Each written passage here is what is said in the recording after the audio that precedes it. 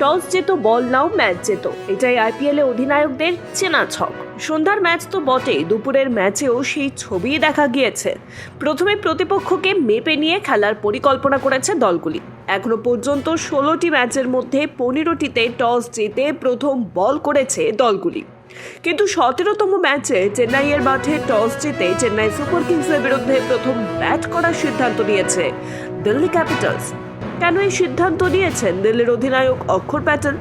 অক্ষরের সিদ্ধান্তের নেপথ্যে কাজ করেছে চেন্নাইয়ের মাঠের পরিসংখ্যান। এই মাঠে আইপিএলে এর আগে 19 বার দুপুরে খেলা হয়েছে।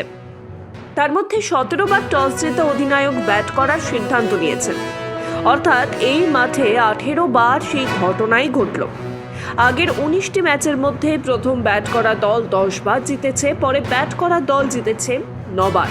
অর্থাৎ সেই পরিসংখ্যানেও প্রথমে ব্যাট করা দল এগিয়ে। আর সেই কারণেই হয়তো প্রথমে ব্যাট করার সিদ্ধান্ত নিয়েছেন অক্ষর Patel. Bureau report, sky news Bangla.